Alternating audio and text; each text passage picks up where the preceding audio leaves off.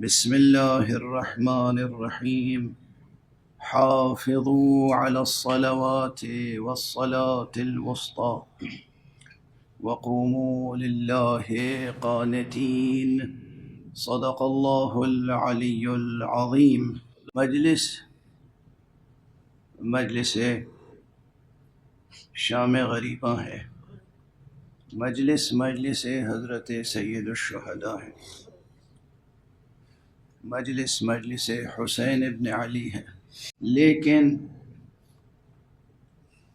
ان معصومین، ان اولیاء اللہ، ان ائمہ دین کی خصوصیت یہ ہوتی ہے کہ کسی بھی وقت ان کی خدمت میں حاضری دی جائے، یہ اللہ کی باتیں کرتے ہیں،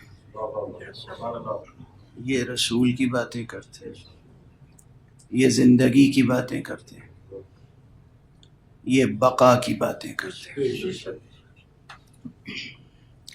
انسان کتنے ہی ہولناک حالات میں ہو، ان کے محضر میں پہنچ جائے تو اسے دولت اطمینان نصیب ہوتی ہے. اور یہ دولت اطمینان کہیں سے نہیں حاصل ہو سکتی بجز خدا یا وہ جو خدا والے ہیں. ذکر خدا میں اطمینان کی دولت ہے. قرآن مجید کی مشہور آیت ہے جس میں کہا گیا ہے کہ الا بذکر اللہ تطمئن القلوب. آگاہ ہو جاؤ کہ اللہ کے ذکر سے دل مطمئن ہوتے ہیں، قلب مطمئن ہوتے ہیں. اس وقت جو میں نے آپ حضرات کی خدمت میں آیت کریمہ تلاوت کرنے کی سعادت حاصل کی، یہ بھی قرآن مجید کی ایک مشہور آیت ہے،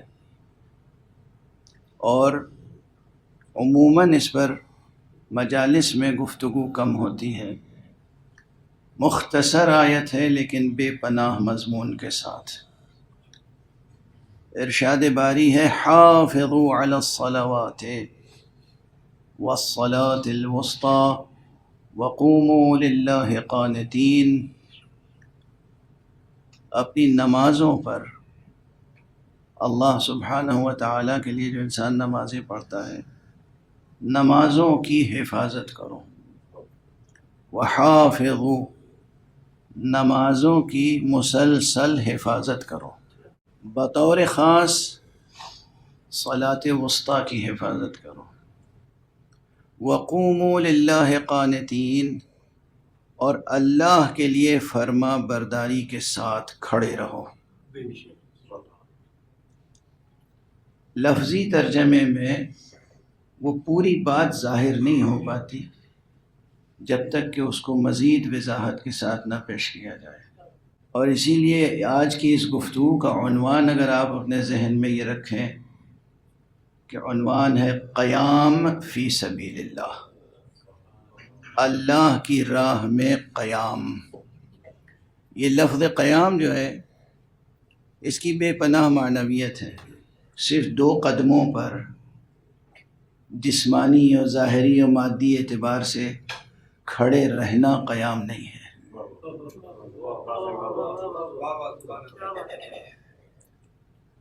اگر حکم الہی کے تحت کوئی پوری آمادگی کے ساتھ خطرات میں لیٹ جائے تو وہ بھی قیام ہے.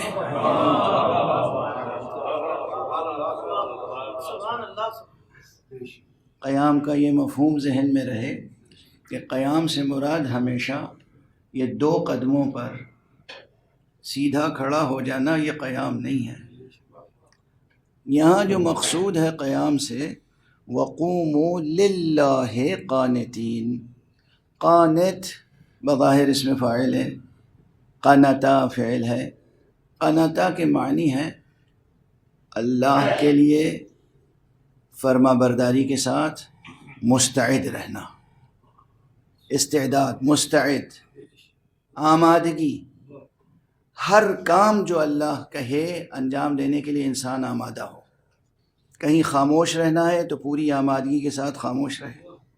کہیں گفتگو کرنی ہے تو پوری آمادگی کے ساتھ گفتگو کریں، کہیں کھڑا ہونا ہے واقعاً تو آمادگی کے ساتھ کھڑا ہو، کہیں بیٹھنے کا حکم ہے تو آمادگی کے ساتھ بیٹھ جائے، کہیں لیٹنے کا حکم ہے تو آمادگی کے ساتھ لیٹ جائے۔ وہ جو شب ہجرت امیر المومنین علی ابن ابی طالب علیہ الصلاۃ والسلام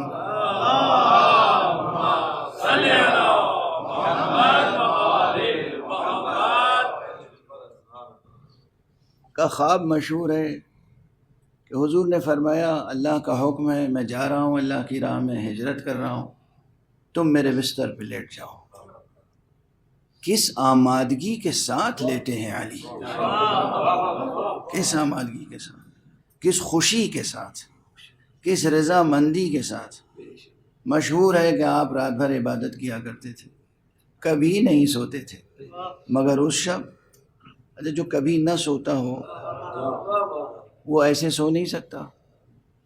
لیٹ جانا اور ہے، سو جانا اور ہے، لیکن سب جانتے ہیں، تاریخ کا واقعہ، مشہور واقعہ ہے، برابر آپ سنتے رہتے ہیں شعراء سے، ادبا سے، ذاکرین سے۔ امیر المومنین علیہ الصلوۃ والسلام نہ صرف یہ کہ لیٹ گئے بلکہ سو گئے۔ یہ جو نفس کی آمادگی ہے، رضائے حق کی خاطر اللہ کے ہر حکم کو تسلیم کرنے کی نفس کے اندر مکمل آمادگی، پوری استعداد اور پوری آمادگی ہر وقت۔ اب یہ صرف نہیں ہے کہ نماز کے لیے کھڑے ہونے کا حکم ہے، یہاں پر نماز کا تو مکمل حکم ہے۔ یہ جو قیام ایک کیفیت کا نام میں عرض کر رہا ہوں، قیام ایک پوزیشن کا نام نہیں ہے، قیام ایک کیفیت کا نام ہے۔ اللہ کی خاطر قیام ہے۔ جس وقت آپ خانہ کعبہ کا طواف کر رہے ہوتے ہیں اس وقت حرکت میں ہوتے ہیں، سکون نہیں ہوتا، حرکت کر رہے ہیں، لیکن وہ بھی اللہ کی خاطر ایک امر کا قیام ہے۔ جس وقت آپ صفا و مروہ کے درمیان سعی کر رہے ہوتے ہیں وہ بظاہر حرکت ہے، دوڑ رہے ہیں، آگے چل رہے ہیں، لیکن اللہ کے ایک امر کا قیام ہے۔ جس وقت آپ عرفات میں وقوف کرتے ہیں بظاہر وہ وقوف ہے، لیکن وہ وقوف، وہ ٹھہرنا، وہ وقوف، وہ قیام ہے۔ آپ مزدلفہ جاتے ہیں، آپ منی جاتے ہیں، آپ رمیے جمرات کرتے ہیں، یہ ایک عمل ہے، متحرک ہیں آپ، لیکن اللہ کی خاطر ہے، تو یہ کیا کہلائے گی کیفیت؟ یہ بھی قیام ہے۔ ہر وہ عمل جو زندگی میں خدا کی خاطر سے مکمل آمادگی، استعداد اور رضا کے ساتھ انجام دیا جائے وہ قیام ہے خدا کی راہ میں۔ اور یہی وہ قیام ہے کہ جسے ہم کسی نبی یا رسول یا امام سے منسوب کرتے ہیں، اور بطور خاص اس قیام کو قیام قیامت تک کے لیے روشن کیا ہے حضرت ابو عبداللہ الحسین علیہ السلام۔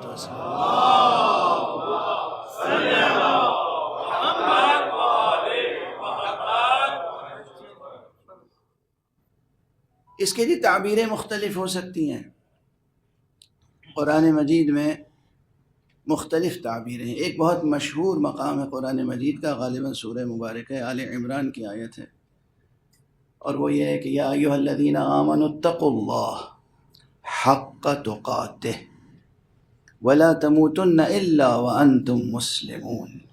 اے ایمان لانے والو، تم اللہ کا تقوی اختیار کرو، مگر کیسا تقوی کہ تقوی کا حق ادا ہو جائے۔ یا ایھا الذین آمنوا اتقوا اللہ حق تقاتہ، تم ایسا تقوی اختیار کرو جس میں تقوی اختیار کرنے کا حق ادا ہو جائے، یعنی ایسا اللہ کا لحاظ رکھو کہ اس کی قدردانی اور قدر شناسی کا حق ادا ہو جائے۔ یہ مضمون بھی قرآن مجید میں ایک سے زائد مقامات پر آیا ہے کہ خود اللہ نے ارشاد فرمائے وما قدر اللہ حق قدرہ، ہائے انہوں نے تو اللہ کی قدردانی ہی نہیں کی، اللہ کی قدر شناسی نہیں کی۔ وما قدر اللہ حق قدرہ، جو حق تھا قدر شناسی کا، قدردانی کا، وہ انہوں نے ادا نہیں کیا۔ یہاں پر کہا جا رہا ہے کہ یا ایھا الذین آمنوا اتقوا اللہ حق تقاتہ، تم اللہ کا لحاظ کرو، اللہ کا خوف رکھو اس طرح سے کہ اللہ کا لحاظ کرنے کا حق ادا ہو جائے۔ اور اس کی انتہا کیا بتائی گئی؟ وَلَا تَمُوتُنَّ إِلَّا وَأَنْتُمْ مُسْلِمُونَ، اور ہرگز مرنا نہیں مگر یہ کہ مرتے وقت بھی تمہاری کیفیت یہ ہو کہ سر بسر تسلیم ہو امر الہی کے سامنے، سر بسر تسلیم ہو امر الہی کے سامنے۔ یہ جو سر بسر تسلیم ہونے کا مفہوم یہاں ہے اور وہاں جو وَقُومُوا لِلَّهِ قانتین کا مفہوم ہے، دونوں میں لفظیں مختلف ہیں، تعبیریں مختلف ہیں، محتویٰ ایک ہے۔ اللہ کی خاطر ہر کام بجا لانا، اصل میں تسلیم کے معنی بھی یہی ہے۔ تسلیم کے عموماً اردو میں تسلیم کے معنی تو عرض ادب کے ہیں، لیکن حقیقت میں تسلیم کے معنی ہے سر بسر امر الہی کے سامنے سر تسلیم خم کر دینا۔ قرآن مجید میں اس سے پہلے بھی عرض کر چکا ہوں مختلف مواقع پر کہ قرآن مجید کا اگر خلاصہ پیش نظر رکھنا ہو تو 3 کلمات یاد رکھیں۔ پورے قرآن مجید کا خلاصہ فکری اور عملی اور اخلاقی، فکری، عملی، اخلاقی، 3 کلمات میں۔ فکری اعتبار سے پورے قرآن مجید کا پیغام ہے توحید، یہ کبھی فراموش نہیں کرنا چاہیے، خاص طور سے انہیں کہ جو مجلس عزائے حضرت سید الشہداء میں آ رہے ہیں۔ امام حسین کی مجلس میں آنے والے کے دل میں چراغ توحید ہمیشہ روشن رہنا چاہیے۔ امام حسین علیہ السلام کی بزم میں آنے والے کے ذہن میں ہمیشہ شمع توحید روشن رہنی چاہیے، اس لیے کہ آقا حسین کی کوئی حیثیت نہیں ہے بجز پرچم بردار توحید۔ یہ توحید کا تقاضا تھا جو انہوں نے یزید کی بیعت سے انکار کیا، یہ ذاتی انانیت کا مسئلہ نہیں تھا، نہ یہ خاندانی مقابلہ تھا، نہ یہ شہزادوں کی جنگ تھی۔ حضرت حق سبحانہ و تعالی پر ایمان، یقین، توحید اور توحید کے تقاضے، توحید کے علم اخلاق اسلامی میں، علم اخلاق قرآنی میں جو لفظ وفا ہے اس کے معنی ہی یہ ہوتے ہیں کہ اللہ کی توحید کے تقاضوں کو پورا کرنے کا نام وفا ہے۔ ہماری عمومی زندگی میں وفا کا مفہوم تو کچھ اور ہے۔ آپ نے کسی سے وعدہ کیا، وعدہ نبھا دیا، یہ ایفائے عہد ہے، لیکن قرآن کے سیاق و سباق میں اس علم میں جسے میں علم اخلاق توحیدی کہتا ہوں، اس میں مجھ سے قبل بزرگوں نے یہ باتیں بیان کی ہیں اور کتابوں میں لکھی ہیں، سب نے نہیں لکھی لیکن جنہوں نے لکھا ہے انہوں نے بہت اہتمام سے لکھا ہے کہ دراصل توحید حق صمدی کے تقاضوں کو پورا کرنے کا نام ہے وفا۔ تو اللہ سبحانہ و تعالیٰ کی توحید، اللہ کے اقرار، کلمہ لا الہ الا اللہ کے اقرار کے بعد پوری زندگی حکم خدا اور رضا خدا کے سانچے میں ڈھلی ہوئی ہو۔ یہ کیفیت لفظوں سے بیان کر دینا تو آسان ہے، لیکن واقعاً عملی طور پر اس کیفیت کے ساتھ زندگی بسر کرنا دشوار ہے، آسان نہیں ہے۔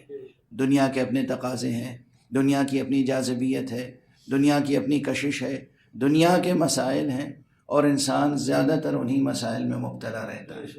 آزمائش یہی ہے، ابتلا یہی ہے کہ انسان ان مسائل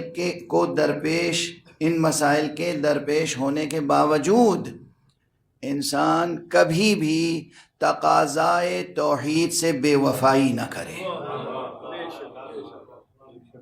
پوری دنیا ایک طرف، لیکن کلمہ لا الہ الا اللہ کے زبان پر جاری کرنے کے تقاضے ایک طرف۔ انسان کو دنیا کھینچ رہی ہو اپنی طرف اور انسان یہ محسوس کرے کہ ہمیں تو امر الہی کو بجا لانا ہے، ہمیں تو کلمہ لا الہ الا اللہ کے تقاضے کو پورا کرنا ہے۔ جس آسانی سے آپ سن رہے ہیں اور اس وقت وجد فرما رہے ہیں، اس آسانی سے انسان مقام عمل میں عمل انجام نہیں دے پاتا، مگر ایسا نہیں ہے کہ کوئی بھی انجام نہ دے پاتا ہو۔ کربلا میں حضرت امام حسین علیہ السلام کے بعض وہ اصحاب ہیں جنہوں نے انتہائی خوش اسلوبی کے ساتھ، انتہائی خوشی کے ساتھ، انبساط کے ساتھ، راحت کے ساتھ ان تقاضوں کو پورا کیا ہے، اور جن میں سے ایک بڑا نام حر ابن یزید ریاحی کا ہے۔ جب بھی ذکر حضرت ابا عبداللہ الحسین ہوتا ہے، جب بھی حضرت آقا امام حسین علیہ السلام کا تذکرہ ہوتا ہے، لوگ عموماً معصوم کرداروں کو تلاش کرتے ہیں۔ معصوم کردار اپنی جگہ ہیں، ان کی عظمتیں اپنی جگہ ہیں، لیکن ہمارے اور آپ کے لیے، ہم عام انسانوں کے لیے حر کا کردار بھی ایک مثالی کردار ہے۔ اور زہیر قین وہ ہیں کہ جو اپنا خیمہ امام حسین علیہ السلام کے خیمے سے دور لگاتے رہے۔ حر نہ صرف یہ کہ خیمہ دور لگاتا رہا، مقابل آیا دشمن بن کر، لیکن جس وقت سمجھ میں آ گئی بات کہ تقاضائے لا الہ کیا ہے، توحید حق صمدی کا تقاضا کیا ہے، اس وقت دنیا کو ٹھوکر مار دی، امام کی خدمت میں آ گئے۔ یہ کوئی داستان تو نہیں ہے، یہ کوئی افسانہ تو نہیں ہے، یہ تاریخ کی ٹھوس حقیقت ہے جس کا نام ہے حر۔ تاریخ کی ایک ٹھوس حقیقت ہے جس کا نام ہے زہیر۔ یہ جتنے اصحاب کربلا ہیں، ان میں سے ہر ایک انسانوں کے لیے اور تمام انسانوں کے لیے نمونہ عمل ہے، اور اسی لیے یہ شام غریباں کی مجلس بھی دنیا کے تمام انسانوں کے لیے انتہائی عظیم پیغام رکھتی ہے۔ یہ پیغام دنیا سنوارنے کے لیے بھی ہے، اور یہ پیغام آخرت سنوارنے کے لیے بھی ہے۔ امام حسین علیہ السلام کی تاریخ قیام و انقلاب کا آغاز بظاہر 28 رجب سے ہوتا ہے۔ 28 رجب سن 60 ہجری، جب امام علیہ السلام کے سامنے ایک فاسق و فاجر کی بیعت پیش کی گئی، اور آپ نے اس بیعت کو ٹھکرا دیا۔ بیعت کو ٹھکرانے کے بعد مدینے سے نکلے مکے کی طرف، اور جب نکلے ہیں تو آپ قرآن مجید کی ایک آیت تلاوت فرما رہے تھے۔ ہر مرحلے پر امام حسین نے قرآن مجید کی آیتوں کی تلاوت فرمائی ہے، تاکہ دنیا پر روشن ہو جائے کہ ایک ایک نفس حسین کا اور ایک ایک قدم حسین کا وحی الہی کی روشنی میں آگے بڑھ رہا تھا۔ مشیت الہیہ عمل حسینی کے سانچے میں ڈھل رہی تھی۔ مکے پہنچے، مکے سے کربلا کی راہ لی، اور 2 محرم کو کربلا وارد ہوئے۔ آپ حضرات جو میرے سامنے بیٹھے ہوئے ہیں، آپ حضرات تو اکثر یہ تذکرے سنتے رہتے ہیں، لیکن یہ شام غریباں کے منبر سے یہ تذکرہ انتہائی آسان اور واضح طریقے سے ان حضرات تک بھی پہنچانے کی کوشش کی جاتی ہے جو تاریخ حسینی سے آشنا نہیں ہے، جو تاریخ حسینی سے واقف نہیں ہے، اور اس لیے یہ حوالے بار بار دینے پڑتے ہیں۔ جو اہل نظر ہیں، اہل فکر ہیں، اہل علم ہیں، انہیں علم ہے، لیکن جو اہل نظر نہیں ہیں، اہل خبر نہیں ہیں، اور جنہیں وہ حضرات جو دنیا کے ظالموں اور جابروں اور طاغوتوں کی وکالتیں کرتے ہیں، وہ گمراہ کرنا چاہتے ہیں، ان کے لیے یہ تذکرے بار بار دہرانے پڑتے ہیں۔ آقا حسین 2 محرم کو کربلا پہنچے، اور جب 2 محرم کو کربلا پہنچے تو آپ چاہتے تھے کہ اپنے خیمے فرات کے کنارے نصب کریں، اس نہر کے کنارے جو فرات کی ایک شاخ تھی، لیکن دشمن مانع ہوئے، حارج ہوئے، کہا ہم آپ کے خیمے دریا کے کنارے لگانے نہیں دیں گے، اس لیے کہ حکومت وقت کا اذن نہیں ہے، اجازت نہیں ہے۔ موقع تھا کہ اسی وقت جنگ کا آغاز ہو جاتا، لیکن امام علیہ السلام کا ایک جملہ تاریخ میں بہت مشہور ہے، جو ایک سے زائد مقامات پر ایک سے زائد مرتبہ آپ نے دہرایا ہے۔ فرمایا اپنے اصحاب کے لیے، جب بھی اصحاب کو جلال آیا، جب بھی عباس کو جلال آیا، زہیر کو جلال آیا، عباس کو جلال آیا، جب بھی جلال آیا اور اندازہ ہوا کہ اب جنگ چھڑ جائے گی، تو آپ نے فوراً فرمایا کہ ہم یہ نہیں چاہتے کہ جنگ کا آغاز ہماری طرف سے ہو۔ 10 دن مسلسل آپ سنتے رہے ہیں اور سنتے رہتے ہیں، ایک ایک شہید کا تذکرہ، قاسم کا تذکرہ، اکبر کا تذکرہ، اصغر کا تذکرہ۔ یہ معمولی باتیں نہیں ہیں کہ قاسم کے متعلق کہا جاتا ہے لم یبلغ الحلم، ابھی بالغ نہیں ہوئے تھے، مگر جب امام حسین نے پوچھا ہے کہ موت کا مزہ کیسا ہے، فرمایا احلی من العسل، شہد سے زیادہ شیریں ہے۔ جناب علی اکبر علیہ السلام کے سامنے جب موت کا تذکرہ آیا، امام حسین نے فرمایا موت کیسی معلوم ہوتی ہے؟ کہا بابا کیا ہم حق پر نہیں ہیں؟ کہا ہم حق پر نہیں ہیں، نہ ہوں گے تو کون ہوگا؟ کہا پھر تو اگر ہم حق پر ہیں تو موت کی ہمیں کیا پرواہ ہے؟ یہ بے پرواہی اس لیے تھی موت کی طرف سے کہ پرواہ بس ایک تھی، اور وہ اللہ کی راہ میں کلمہ لا الہ الا اللہ کا حق ادا کرنے کی پرواہ تھی۔ آپ مسلسل مصائب سنتے رہے ہیں۔ آج شام غریباں کی مجلس کے عنوان سے اب مزید میں مقاتل بیان نہیں کر سکتا، شہادتیں بیان نہیں کر سکتا۔ آپ گریے کے لیے آمادہ ہیں تو بس یہ عرض کروں کہ حضرت علی اصغر کی شہادت کے بعد آقا حسین نے وہ نماز ادا کی ہے جس نماز کا اس آیت میں بطور خاص تذکرہ ہے، حافظوا علی الصلوات والصلاة الوسطی۔ یہ صلاۃ وسطیٰ بہت سے حضرات، بہت سے مفسرین کہتے ہیں یہ عصر کی نماز ہے۔ خدا کی قسم حسین نے عصر کی نماز روز عاشورہ کس شان کے ساتھ ادا کی ہے، اصغر کے شہید ہو جانے کے بعد بھی کس شان سے ادا کی ہے۔ اس پوری کیفیت کو مرحوم و مغفور علامہ جمیل مظہری نے اپنے ایک سلام میں، ایک شعر میں ادا کیا ہے۔ فرما گئے ہیں کہ حاصل طاعت کونین تھی وہ ایک نماز، حاصل طاعت کونین تھی وہ ایک نماز، جو ادا بھی نہ ہوئی اور قضا بھی نہ ہوئی۔ حاصل طاعت کونین تھی وہ ایک نماز، جو ادا بھی نہ ہوئی اور قضا بھی نہ ہوئی۔ آقا حسین عصر عاشور کا ہنگام تھا جب گھوڑے پر ڈگمگا رہے تھے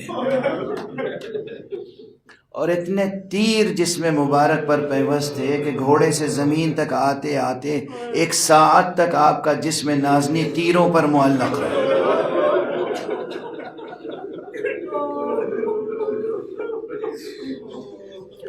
صبح سے نہ جانے کتنے لاشیں اٹھا چکے تھے حسین، کتنا مجروح تھا قلب حسین، کتنا خستہ تھا حسین کا جسم نازنی، مگر اس کے باوجود سجدہ خالق ادا کرنے کی جو لگن تھی، پوری قوت صرف کر دی ایک سجدہ ادا کرنے کے لیے۔ تو جب گھوڑے سے زمین پر آئے، اس طرح اپنے جسم پر خود زور دیا کہ سینے کی طرف سے جو تیر پیوست تھے پشت کی طرف سے نکلے۔ اجرکم علی اللہ، پشت کی طرف سے تیر نکل گئے۔ آقا حسین نے پیشانی سجدے میں رکھی، لا الہ الا اللہ، سبحان اللہ، سبحان اللہ و بحمدہ۔ ذرا اندازہ تو کیجئے، پورا جسم زخمی ہے اور اس کے باوجود زبان پر حمد الہی ہے، تسبیح الہی ہے، تہلیل الہی ہے۔ کیا اس بندہ خدا، اس عبد خاص، اس ابو عبداللہ کا تذکرہ روک دیا جائے؟ حسین سجدہ ادا کر رہے ہیں، نماز عصر ادا کر رہے ہیں، سجدہ ادا ہوا اور اس کے بعد آقا تشریف فرما ہوئے۔ یہ تقریباً وہ منظر ہے جو تمام مستند تاریخوں میں مشترک ہے۔ تشریف فرما ہوئے، 1 ساعت تک حسین بیٹھے رہے میدان کربلا میں۔ مورخ طبری نے بھی یہ جملہ لکھا ہے کہ وہ ہیبت تھی، وہ جلال تھا، وہ دبدبہ تھا کہ کسی شقی کی ہمت نہیں ہوتی تھی کہ آگے بڑھ کے آقا حسین کا سر قلم کرے۔ ادھر بار بار شامی سپہ سالار، یزیدی سپہ سالار، عبید اللہ ابن زیاد کی طرف سے معین شدہ عمر ابن سعد، وہ للکار رہا تھا اپنے سپاہیوں کو کہ جاؤ اب اس شخص میں مجھ میں جرأت نہیں ہے کہ میں اصل الفاظ کا ترجمہ کر سکوں، جو توہین آمیز انداز استعمال کیا، اختیار کیا دشمنوں نے، کہ اس شخص میں اب کوئی جان نہیں ہے، کوئی طاقت نہیں ہے، جاؤ اور اب حسین کا سر قلم کر کے لاؤ تاکہ فتح کا اعلان ہو، جنگ کا خاتمہ ہو۔ بار بار کہنے کے باوجود سپاہیوں میں کسی کا قدم بڑھ نہیں رہا تھا آقا حسین کی طرف، اس لیے کہ سب کچھ ہوا مگر کوئی قبیلہ یہ نہیں چاہتا تھا کہ براہ راست فرزند رسول کے قتل کی ذمہ داری اس پر آ جائے، کوئی قبیلہ یہ نہیں چاہتا تھا۔ جب بار بار عمر سعد نے اپنے سپاہیوں پہ زور دیا تو ایک شخص آگے بڑھتا ہے اور وہ امام کے قریب آیا، اس نے خنجر ہاتھ میں لیا۔ امام حسین نے انتہائی شفقت کی نگاہ ڈالی، کہا تو واپس چلا جا، تو میرا قاتل نہیں ہے، میرا دل دکھتا ہے ناحق عذاب الہی میں مبتلا ہو۔ یہ سنتے ہی منقلب ہو گیا، وہ شخص منقلب ہو گیا۔ اس نے کہا آپ کون ہیں؟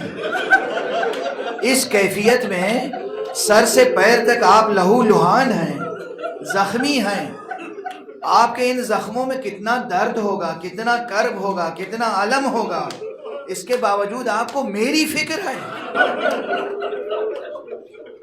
میری پرواہ ہے۔ ہاں دیکھیے حسین کون ہے، دیکھیے حسین، اسے کہتے ہیں امام، اسے کہتے ہیں امام انسانیت، اسے کہتے ہیں حجت خدا، اسے کہتے ہیں ولی حق، جو اپنے بارے میں سوچتا ہی نہیں۔ دو تین جملوں میں عرض کر دوں نا، یہ جو اس نے کہا ہے کہ اس حالت میں بھی، یہ حالت معلوم ہے کیا ہے؟ آقا کی پیشانی زخمی تھی، جب آپ گھوڑے پر تشریف فرما تھے، عصر عاشور جنگ جاری تھی، اس وقت ایک تیر آیا آقا کی پیشانی پہ لگا، آپ نے وہ تیر نکالا، عمامہ کھولا اور دوبارہ اپنا عمامہ اس زخم پر باندھ لیا، اس زخم سے خون نکلتا رہا۔ اب جو حضرت کا عمامہ سبز یا سفید تھا وہ سرخ ہو چکا تھا۔ دوسرا تیر آیا، امام کے سینے پہ لگا، اور یہ جو تیر امام کے سینے پہ لگا تھا یہ بھی تیر سہشوبہ تھا۔ یہ تیر سہشوبہ سے مراد کیا ہے معلوم ہے؟ یہ ایک خاص تیر ہوتا تھا جو آگے سے اس طرح مڑا ہوا ہوتا تھا تاکہ یہ پیوست ہو جائے اور کوئی نکالنا چاہے تو اندر سے کلیجہ باہر آ جائے۔ یہ تیر آقا کے سینے میں پیوست ہوا، اور اسی لیے اس تیر کو بھی آقا نے آگے کھینچ کے ایسے نہیں نکالا بلکہ قربوس زین پہ زور دے کر اس طرح کیا کہ تیر پشت سے نکل گیا۔ اب امام کے سینے سے بھی خون جاری ہے، امام کی پشت سے بھی لہو جاری ہے۔ جنگ کرتے کرتے آگے بڑھے تو ایک تیر آیا آپ کے حلقوم پہ لگا، ایک تیر آیا دہن مبارک پہ لگا۔ سر سے پیر تک حسین پہ کتنے تیر لگے ہیں، اور صبح سے عصر عاشور تک کتنے شہیدوں کا لہو آپ کی قبا میں ہے اور آپ کی ردا میں موجود ہے۔ اکبر کا لہو ہے، قاسم کا لہو ہے، عون و محمد کا لہو ہے، اصغر کا لہو ہے، اور اصغر کا لہو تو روح مبارک پر بھی ہے۔ اس کیفیت کے ساتھ امام تشریف فرما تھے، اور اس کے باوجود بھی فکر اپنے درد و الم کی نہ تھی بلکہ آنے والے کی فکر تھی۔ اسی لیے اس فقیر نے کہا ہے قسم ہے عصر کی جب کوئی ہم رکاب نہ تھا،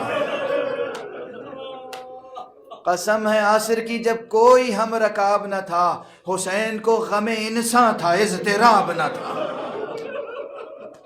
کیا شان حسینی، کیا شان حسینی ہے۔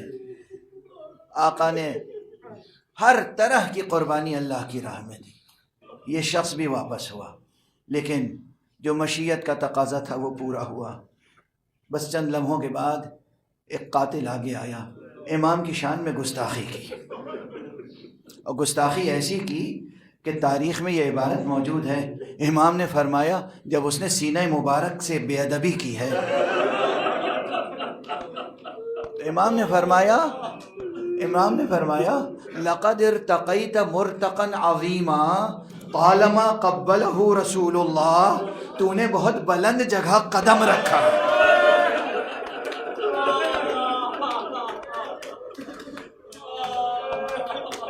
اس جگہ پہ رسول بوسہ دیا کرتے. اجرکم علی اللہ. شقی نے گستاخی کی، سر مبارک حسین کو جدا کیا، نیزے پہ بلند کیا، سرزمین کربلا پہ زلزلے آئے، فضا تاریک ہو گئی. امام زین العابدین خیمہ گاہ میں تھے، بیمار تھے، مگر زلزلے کا احساس ہوا، فضا کی تاریکی کا احساس ہوا. ایک مرتبہ پھوپھی اماں ذرا خیمے کا پردہ اٹھائیے. خیمے کا پردہ اٹھایا، امام نے دیکھا بابا کا سر نو کے نیزہ پہ. السلام علیک یا ابا عبداللہ، السلام علیک یا ابن رسول اللہ. سورج ڈوبنے سے پہلے ہی کربلا میں شام غریباں آ گئے. اجرکم علی اللہ. غریبوں کی شام، مظلوموں کی شام، بے کسوں کی شام، یتیموں کی شام، بیواؤں کی شام. یہ شام وہ ہے جو غم انگیز ہے، اندوہ ناک ہے.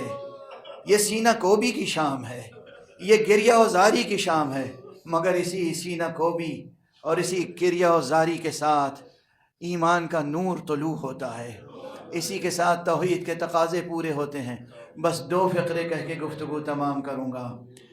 آپ گویا کہ ایک سنت ادا کرتے ہوئے، ایک رسم ادا کرتے ہوئے، ایک فرض ادا کرتے ہوئے یہ مجلس منعقد کرتے ہیں بعنوان شام غریباں.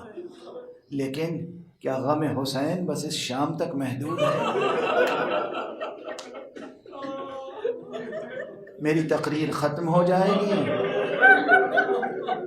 مگر غم حسین باقی رہے گا. سوچتے رہیے گا، فکر کرتے رہیے گا، اور آقا حسین کا دامن تھام کر، علم حسینی کو تھام کر بیعت حق کی تجدید کرتے رہیے گا، رضائے حق کی جستجو کرتے رہیے گا، اللہ کی راہ میں پوری آمادگی سے زندگی بسر کرنے کی ریاضت کرتے رہیے گا. دیکھیے اتنی بڑی قیامت گزر گئی، اتنی بڑی قیامت گزر گئی. حسین شہید ہو گئے، حسین کا سرنوں کے نیزہ پہ بلند ہو گیا. یہ ہیبت ناک، ہولناک، اندوہ ناک منظر دیکھ کر عورتوں کا دل کیسا بجھ گیا. مگر خدا کی قسم زینب کا دل